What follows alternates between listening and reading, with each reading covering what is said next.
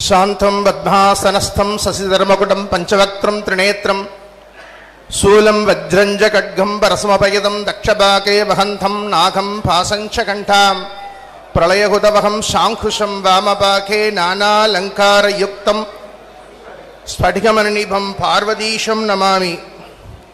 उलगलाम उणर्ந்து ஓதற்கு அறியவன் நிலவு உலாவிய நீர்மதி வேதியன் அழகில் ஜோதியன் அம்பலத்தாடுவான் மலர் சிலம்படி வாழ்த்தி வணங்குவோம். ஞானமே ஒளியாக இருக்கக்கூடிய சூரிய பகவானை போல எழுந்தருளி அருளையும் ஞானத்தையும் இந்த பிரபஞ்சத்திற்கு வழங்கிக் கொண்டிருக்கக்கூடிய பெருமதிப்பிற்குரிய குருமகா சன்னிதானம் அவர்களை வணங்கி 360 பாகைகளாக இருக்கக்கூடிய பிரபஞ்சத்தை 12 பாகைகளாக பிரித்து ஒவ்வொரு பாகைகளுக்கும் 30 டிகிரியாக 12 ராசிகளாக அமர்ந்திருக்கக்கூடிய ஜோதிட ஜாம்பவான்களை எல்லாம் வணங்கி பகலிலும் ஒளிதரக்கூடிய விண்மீன்களாக இருக்கக்கூடிய சபையோர்களை வணங்கி ஒரு சில மணித்துளிகள் உங்களோடு மணித்துளிகள்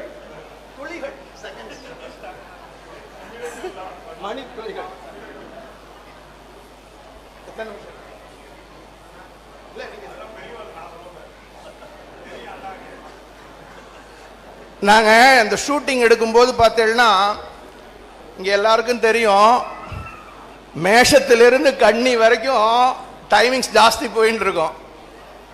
மகரத்திலேருந்து பார்க்கும்போது டைமிங்ஸ் குறைஞ்சிரும். பரவாயில்ல. மக்களை கவரும் மந்திரம் தெரிந்த மகர ராசி பக்த கோடிகளே, மகர ராசிக்காரா அப்படின்னா மக்களுடைய மனதை படிக்கக்கூடிய ஆற்றலை இயல்பாக பெற்றவர்கள். ஸ்ரீ சனீஸ்வர பகவான் சொச்சேத்திரம் என்று சொல்லக்கூடிய ஆட்சி பலம் பெற்றிருக்கக்கூடிய மகரம் கும்பராசியிலே கடந்த 7.5 ஆண்டு காலம் படாத பாடுபட்டு 3வது ஸ்தானத்திற்கு பகவான் வருகின்றார் என்ற சிந்தனைகளை சிந்திக்கும் பொழுது அவர்களது வாழ்க்கையில ஒரு பெரிய எதிர்பார்ப்பு, அபரிமிதமான வெற்றியை நோக்கி உங்களது வாழ்க்கை பயணம் திரும்பி கொண்டிருக்கின்றது. மகர ராசிக்காரர்கிட்ட ஒரு ஸ்பெஷாலிட்டி, அவர்கள் எப்பொழுதும் ஆங்கிலத்திலே கூறுவார்கள் ஸ்வாம் கான்செப்ட் அப்படின்னு. வாத்து நீயும் பொழுது பார்த்திருப்பீர்கள், அழகாக அந்த தடாகத்திலே நீந்தி வரும்.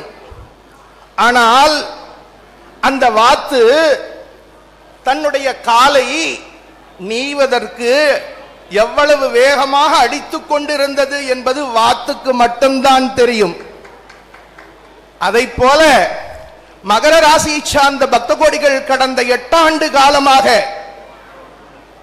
எவ்வளவு வேகமாக இயங்கிக் கொண்டிருந்தார்கள், அவர்களது உள்ளத்திலும் இல்லத்திலும் எவ்வளவு தாக்கங்கள் இருந்தது என்பதையெல்லாம்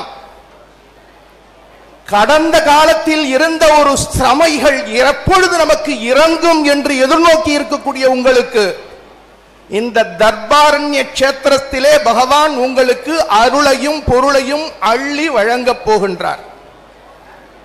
இந்த சபையிலே மகர ராசியை சார்ந்தவர்கள் கொஞ்சம் கை ஒசத்தலாமா? அனைவருமே உங்களது வெற்றி தகவல்களை எங்களுக்கு கூறுங்கள். மதிப்பிற்குரிய ராஜா சாமிநாதன் அவர்களுக்கும் அந்த வெற்றி தகவல்களை தெரிவியுங்கள். இந்த சபையிலே ஒரு 3 விதமான சிந்தனைகளை நாம் சிந்திக்க முடிகின்றது.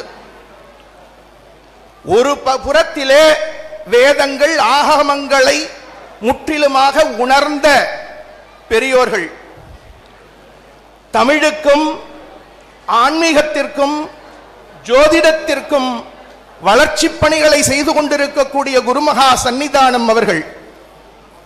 இந்து தர்மத்தை நிலைநாட்டுவதற்கும் ஆன்மீக பணியை சிறப்பாக செய்வதற்குமாகவே உழைத்துக் கொண்டிருக்கக்கூடிய மதிப்பிற்குரிய ராஜா சாமிநாதன் சிவாச்சாரியார் ஒரு சாதாரணமா ஒரு சின்ன ஃபங்க்ஷனை ஆர்கனைஸ் பண்ணணும்னா எவ்வளவு எஃபோர்ட் எடுக்கணும். ஆனால் இவ்வளவு பெரிய ஒரு விழாவை நமது இந்து தர்மத்திற்காக நிலைநாட்டி பக்தர்கள் அனைவரும் உலக அளவில் வெற்றியை பெற வேண்டும், தர்பாரண்யேஸ்வரருடைய பரிபூர்ண கிருபா கடாட்சம் உலக மக்கள் யாவருக்கும் கிடைக்க வேண்டும் என்ற ஒரு தொலைநோக்கு பார்வையிலே இந்த விழாவை அமைத்து ஜோதிடத்திலே இருக்கக்கூடிய தாத்பரியங்களை எல்லாம் மிகவும் எளிமையாக அனைத்து பக்த கோடிகளுக்கும் வந்து சேர வேண்டும் என்ற தொலைநோக்கு சிந்தனையில் சிந்திக்கும் பொழுது ஒவ்வொருவர் வாழ்க்கையிலும் நிச்சயமாக இறைவனது தனிப்பெரும் கருணையும் குருவினுடைய பரிபூர்ண கிருபா கடாட்சமும் வெற்றியை கொடுக்கும். இப்ப இந்த டைம் ஒரு ஸ்லாட் கொடுத்ததுனால நான் ரொம்ப ஷார்ட்டா கொண்டு வந்துக்கிறேன். இந்த மகர ராசியை சார்ந்தவாளுக்கு வாழ்க்கையில அபரிமிதமான வெற்றியை நோக்கி உங்களது வாழ்க்கை பயணம் திரும்புறது அப்படின்னு நான் ஒரே வரியில சொல்லிடுறேன். ஆனால் இந்த நிகழ்ச்சியை இந்த மணியன் நான் சொன்னார், நீங்க உட்காரும் போது எவ்வளவு சிரமப்பட்டு அப்படின்லாம் உங்களுக்கு ஒரு சேஞ்ச் கிடைக்கணுங்கிறதுக்காக ஒரு தகவலை தெரிவிச்சுட்டு என்னுடைய சிற்றுரையை நிறைவு பண்ணிக்கிறேன். அதாவது ஒரு அழகிய கானகம், அந்த அழகிய கானகத்தில் மான் கூட்டங்கள் எல்லாம் அழகாக வந்து கொண்டிருக்கின்றது. அவ்வாறு வந்து கொண்டிருக்கக்கூடிய மான் கூட்டங்கள் எல்லாம் ஒரு குகைக்குள்ளே சென்று விடுகின்றது. அந்த மான்கள் எல்லாம் பரிபாஷையில் பேசிக்கொள்கின்றன. தாயிடத்திலே சொல்கின்றது குட்டி மான், அம்மா நீ உள்ளே நுழைந்திருக்கக்கூடியது என்ன தெரியுமா? சிங்கத்தினுடைய குகை. அப்படியா? கவலைப்படாதே. இந்த மானுக்கு பூர்வ ஜென்மாவினுடைய சிந்தனையினாலே தர்பாரண்யேஸ்வரருடைய அனுக்கிரகத்தை சிந்திக்கக்கூடிய வாய்ப்பு கிடைக்கிறது. நான் இப்பொழுது தர்பாரண்யேஸ்வரரை தியானிக்கிறேன், நிச்சயமாக உன்னை காப்பாற்ற முடியும் என்று குழந்தைகளுக்கு அந்த மானானது உபதேசிக்கின்றது.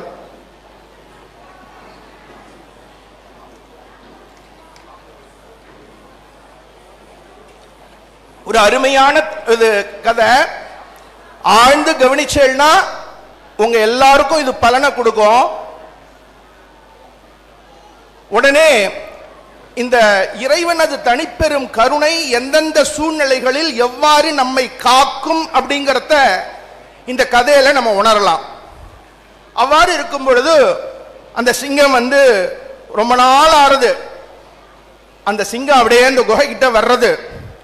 உடனே அந்த மான், தாய்மான் சொல்றது, குழந்தைகளா ரொம்ப நாளா சிங்கத்தினுடைய மாமிசம் வேணும்னு கேட்டீங்க இல்லையா? இப்ப சிங்கம் உள்ள வரப்போறது, உங்க எல்லாருக்கும் நான் சிங்க மாமிசம் கொடுக்க போறேன் அப்படின்னு இந்த சிங்கம் பயப்படுறது. உள்ள யார் இருக்கான்னு தெரியலையே, அந்த இடத்துல யார் இருக்கான்னு தெரியல, ஆனா சிங்க மாமிசம் கேட்கிறா. ரொம்ப நாளா ஆறுது நம்ம அதனால நம்ம திரும்பி போயிடுவோம் அப்படின்னு சிங்கம் வெளில போறது. சிங்கம் வெளில கொஞ்சம் தூரம் போனோன்னே அங்கேருந்து எழுத்தாப்புல நரி வர்றது. மகாராஜா எங்க போறீங்க? ஒன்னும் இல்ல, ரொம்ப நாளா என் குகைக்கு நான் போல, இப்ப நான் அந்த குகையை நோக்கி போயிட்டு இருந்தேன், உள்ள யார் இருக்கான்னு தெரியல, சிங்கமாம்சம்னு சொன்னா பயந்துண்டு வந்துட்டேன். உடனே இந்த நரி சொல்றது, உள்ள மான் இருக்கு ராஜா, நீங்க ஏமாந்து போறீங்க, வாங்க நான் உங்களை அழைச்சிட்டு போய் காமிக்கிறேன், உள்ள மான்கள் இருக்கு, உங்களுக்கு இரையாகும் அப்படின்னு நரி அழைச்சிட்டு வர்றது. நரி அழைச்சிட்டு வந்தோடனே திருப்பியும் அந்த மானுக்கு பயம். நான் தர்பாரண்யேஸ்வரரை வணங்குறேன், தியானிக்கிறேன், நிச்சயமாக நான் உங்களை காப்பாற்ற முடியும்னு தாய்மான் சொல்றது. எப்படிம்மா அப்படின்னு கேட்கறது. அப்ப அந்த தாய்மான் சொல்றது, நான் நரிமாமாட்டா சொல்லியிருக்கேன், சிங்கம் வந்தா அழைச்சிக்கிட்டு வான்னு. நிச்சயமாக நரி மாமா வந்து சிங்கத்தை அழைச்சிட்டு வரும், அதனால உங்களுக்கு சிங்க மாமிசம் தரேன் அப்படின்னு சொன்னோன்ன நரியும் சிங்கமும் பயந்து ஓடுறது. அதை போல மகர ராசியை சார்ந்த பக்தர்களுக்கு கடந்த காலத்தில் நாம் செய்த தெய்வ வழிபாடுகள் அபரிமிதமான அனுகூலத்தை கொடுக்கும். மூன்றாவது ஸ்தானம் அப்படிங்கிறது முயற்சி ஸ்தானம். முயற்சி திருவினையாக்கும். நம்ம முயற்சி அப்படிங்கிறது எந்த அளவுக்கு நாம் செய்கின்றோமோ அந்த அளவுக்கு அபரிமிதமான அனுகூலத்தை கொடுக்கும். ஆனால் 7.5 சனி பகவான் நவந்துட்டாரே அப்படின்னு இல்லாம இந்த தர்பாரண்யேஸ்வரர் கஷேத்திரத்துக்கு வந்து அவ சொன்ன மாதிரி உங்களுடைய, அதாவது அர்ச்சனை பண்றதோ மாலை போடுறதோ, அதை விட நவக்கிரக சாந்தி ஹோமங்கள்லாம் இங்க நடக்கிறது. அதெல்லாம் சேர்ந்து செய்யும் பொழுது இறைவனது தனிப்பெரும் கருணையை பிரத்யட்சமாக உணர முடியும். எல்லாரும் க்ஷேமத்தை அடையணும். உலகத்தில் இருக்கக்கூடிய பக்த கோடிகள் அனைவருக்கும் இறைவனது தனிப்பெரும் கருணை அபரிமிதமான அனுகூலத்தை கொடுக்கணும் அப்படின்னு பிரார்த்தனை பண்ணிட்டு, அனைத்து விவசாய பெருமக்களுக்கும் அபரிமிதமான மகசூல்கள் பெருகட்டும்.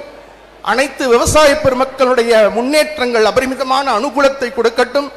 லோகத்தில் எல்லாரும் க்ஷேமத்தை அடையணும் அப்படின்னு பிரார்த்தனை பண்ணிக்கிறோம். நம பார்வதி பதையே தேவா.